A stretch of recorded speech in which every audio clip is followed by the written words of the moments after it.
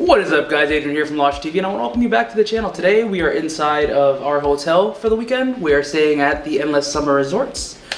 It is the final weekend of Halloween Horror Nights, and I know, very sad, very sad.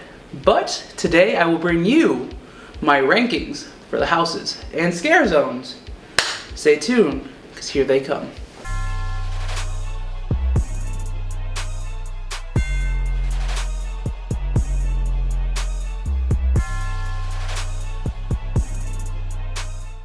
First things first, we're gonna start with the scare zones because they're not as big as they were before. Now we do have a few scare zones that are very good scare zones. However, I just want this to be known before we get into these rankings. This is my opinion and my opinion only. If you have a different opinion, let me know down below what your favorite scare zone was and what your favorite house was. So, diving straight into this, we're gonna go from 5 to 1 with the scare zone. Coming in at number 5. Sadly for me, it has to be 30 Years, 30 Fears. Now, going into this, I was really anticipating this to be a very cool scare zone with different characters from the past. However, we did get that, but it's not what we expected it to be. So, kind of a letdown, but seeing that Halloween Horror Nights arch in that fire and that Easter egg in there where you can see Jack or Eddie's silhouette, so freaking awesome. Next, we're gonna go on to number 4, and this might confuse people, but number 4 for me is Terra Quintus. Terra Quintus is a good zone. It's really cool. However, I just don't feel like what they've been doing with Central Park for the past few Horror Nights has been right. The last good scare zone there for me was Twisted Tradition. If they can go back to that feel again, I'd be happy. But with that being said, let's go down to number 3. Number 3 for me has to be, sadly, because I was so happy for this scare zone to come to the event. I was very excited for this. It is Crypt TV. Now, nothing against the scare actors. The scare actors every night do a phenomenal job, and that goes for every scare zone. But the fact that that scare zone is just always so congested and it's so hard to walk through. And the fact that there's nothing else really back there, like to the left, you literally can go a whole event night and not walk through that scare zone. Because I have friends that have told me that they didn't know that there was a scare zone over there. And I'm like, dude, you should have watched my videos, you would have known. But anyways, I digress. Was an amazing scare zone, but that congestion really brought it down for me. Now at number 2, we have my most improved scare zone, if I'm being honest, and that goes to Seek and Destroy. Seek and Destroy was honestly, at the beginning of the year, super low on my rankings. First night me and Chris saw it, Zombie Chris, we said it needs victims. This scare zone needs victims, and guess what happened the following week? We got victims, and then the scare zone started getting more elaborate, and there were more characters, and it was just great.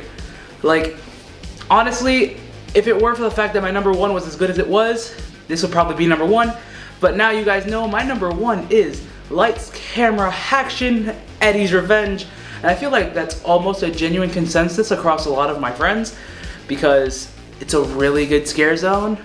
You have things from the past. This is what I wanted in 30 Years, 30 Fears. They should have just combined 30 Years, 30 Fears and Eddie, made it one zone. It probably would have been phenomenal. But the fact that I finally got to see Eddie, I got to see all these characters from the past, like the Tweaks and Foons, the characters from Vamp 55 that remind me of my past, Dead Man's Wharf characters again, and then all these chainsaw wielding maniacs. It was just, such a great scare zone. Everyone in that zone, good job. Everyone in every scare zone, great job. We're now gonna move forward and go towards the houses. Now, like I said with the scare zones, this is my opinion. I can be wrong. Then you guys can tell me your opinions down below. We can all be wrong together. But it doesn't matter, it's our own opinion. It depends on our own independent walkthroughs of these houses. Starting up with number 10 for me is honestly a tie between 10 and 9. So I can never really decide which of these two houses I want to walk through because I just don't, not that I don't enjoy walking through them, I just don't find myself being okay with waiting for these houses.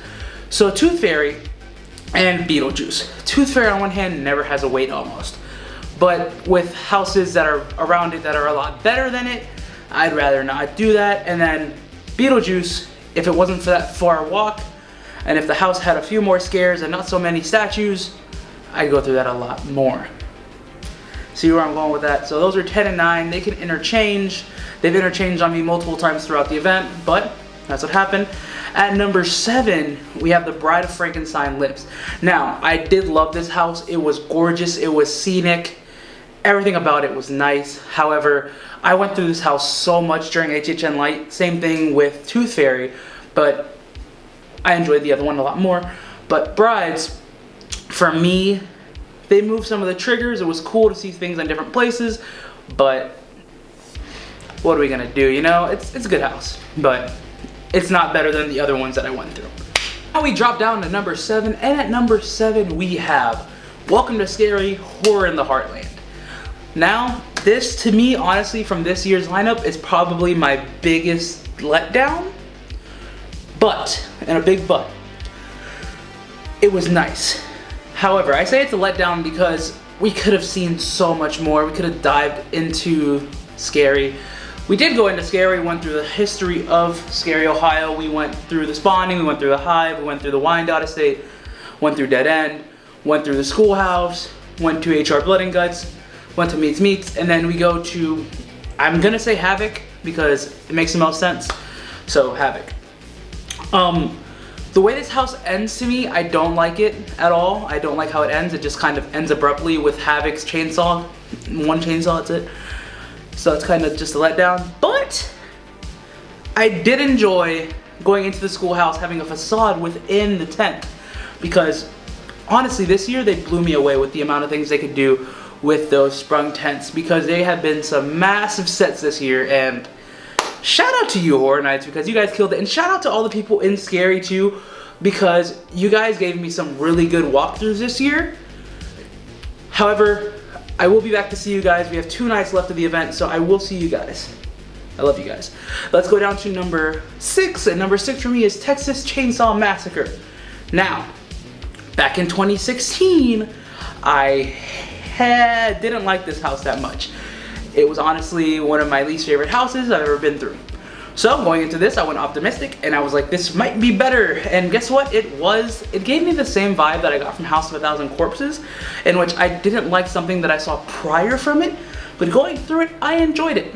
Now, this could be the fact that I have some people that are friends of mine that were in here, but I digress. I like this house. It was good, but like I said earlier, there's houses above it that are better. Going down to number 5, we have Puppet Theater Captive Audience. Now going back to what I said about Scary with those massive sets, Puppet, I don't know how they shoved everything in there for this house. It's in a sprung tent, and it looks like it's in a soundstage. It's just amazing, and hats off to every single actor in this house. You guys did great. You guys honestly killed it night in and night out.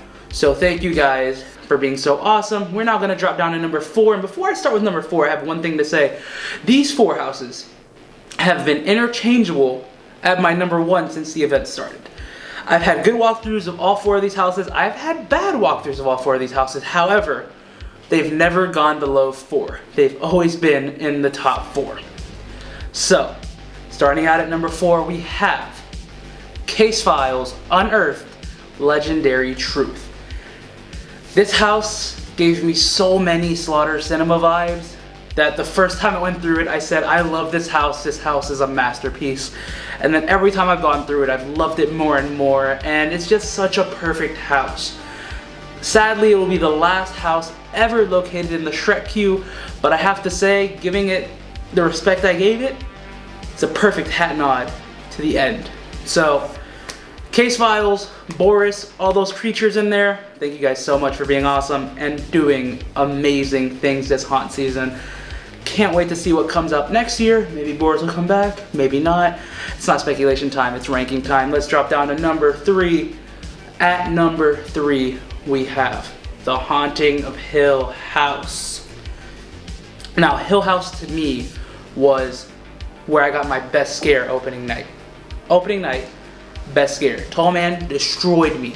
When I went through there, I was like, wow, that's what Horror Nights was like. I missed this. And from there on in, just good walkthroughs. I've had 2 bad walkthroughs maybe, but besides that, it was amazing. There's certain scenes that could be portrayed differently, but I feel like it's done well, gives a property a good send. The facade for that house was gorgeous. We saw it when they announced it. It was just, oh, seeing it in person, doing an Unmasking the Horror tour and seeing that facade up close, being able to take pictures of it, ooh, fantastic. Now we are down to the final 2 houses, and these 2 houses, you guys should know which ones they are already if you guys know the lineup. If not, you're gonna find out. So this is hard to decide because Lexi loves one of these houses and I love one of these houses. So for me, it's simple, for me. But when it comes down to talking and debating about this with certain people, like my girlfriend, she'll tell you that this is better than this. But I disagree. I feel like my number 2 is Wicked Growth. Now before you go crazy and get angry in the comment section, I think this house is phenomenal. It's a great sequel to Scarecrow. It's a great introduction to the pumpkin lore. Might be introducing Nathaniel Crow in a way, right in that Scarecrow section, but who knows. And then my number 1 is icons, HHN icons, captured the originality of seeing a different icon almost every single time you go through this house has made me want to continue going through this house. Seeing all the icons on the throne, of course no Eddie and no Terra Queen, but they're not official icons, they are just sub icons. And being able to see them all together, you've never seen the icons together in a house, it makes this house just 10 times better than a lot of houses I've been through. I love this house, I love the sets, I love going through the different locations like the Universal Palace Theater, going through the mortuary, well, Scream House technically, and just seeing all the icons. I've never been able to see all the icons because my first year was 23 and I saw some of them in 25. I love the Easter egg, the Bloody Mary, even though we're not supposed to know that she's there. It was just such a cool thing to walk through. I love this house. This house was great. The cast in these house, great job. The cast for every single house this haunt season, you guys killed it. You guys did great. Thank you guys so much for being amazing. Now I want you guys to like this video if you guys enjoyed it. Comment down below your rankings. Subscribe if you guys already haven't done so. I'll see you guys really soon. Stay excellent, my dudes.